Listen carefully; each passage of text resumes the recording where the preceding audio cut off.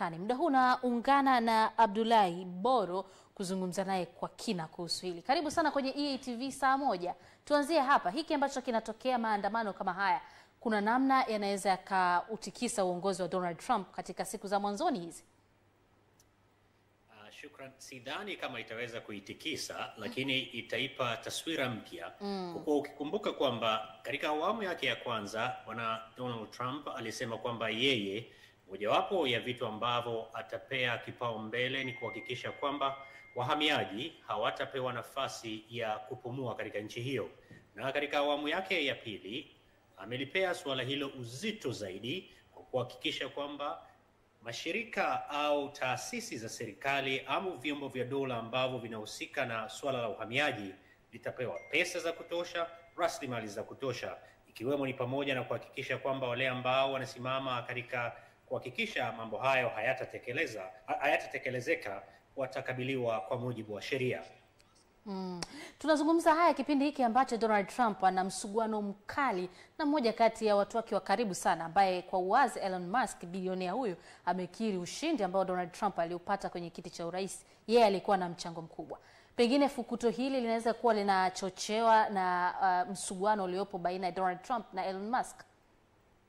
Mkorozano kati ya hawa mabingwa wawili ni jambo ambalo lilitarajiwa na wengi. Ukizingatia kwamba wote wawili ni watu ambao wanajihisi kwamba yeye ndiyo mbabe, lakini kwa mujibu wa sheria, rais pale ambapo atachaguliwa, hata kama akiwa babako, rafiki yako wa kindani, yeye ni rais wa kitaifa. Kwa hiyo hili ni jambo ambalo lilikuwa limetarajiwa. Sidhani kama linahusiana, lakini pengine pale ambapo litahusiana ni kwamba baada ya kukatiza uhamiaji, baada ya kuwanyima wale ambao wanahitaji hifadhi katika nchi hii, ikiwa ni pamoja na wakimbizi, Rais Donald Trump aliwapa nafasi ya ukimbizi raia kutoka nchi ya Afrika Kusini wa jamii ya Afrikana, ukipenda jamii ya watu wa rangi ya nyeupe. Mmoja wa raia hao ni bwana Elon Musk, lakini mvurutano huu penginepo inaweza kuchochea kwamba kundi hili pamoja na makundi mengine kutoka nchi ya Afrika Kusini penginepo wataweza kunyimwa nafasi. Abdullahi, nitaka kufahamu kuhusu hili. Amekuwa ana sera mbalimbali, amekuwa akikutana na ukosoaji kwenye mambo mbalimbali, kodi, sera hiyo ya uhamiaji na mambo mengine kama hayo. Wachambuzi mnalitafsiri vipi hili? Huenda linaweza likawa na matokeo gani hasi kwa Afrika?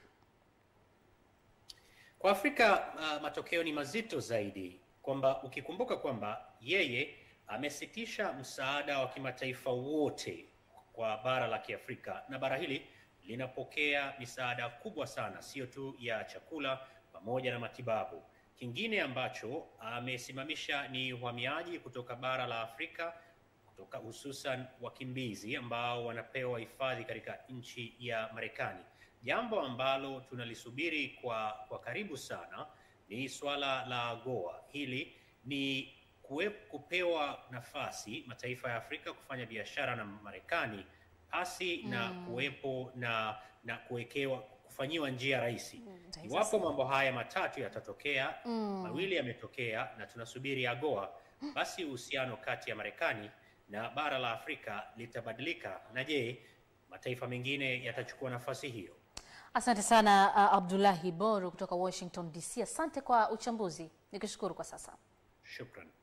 Naam, ni Abdullahi Boro, mchambuzi wa masuala ya kisiasa, akitupa kwa uchache yale ambayo yanaendelea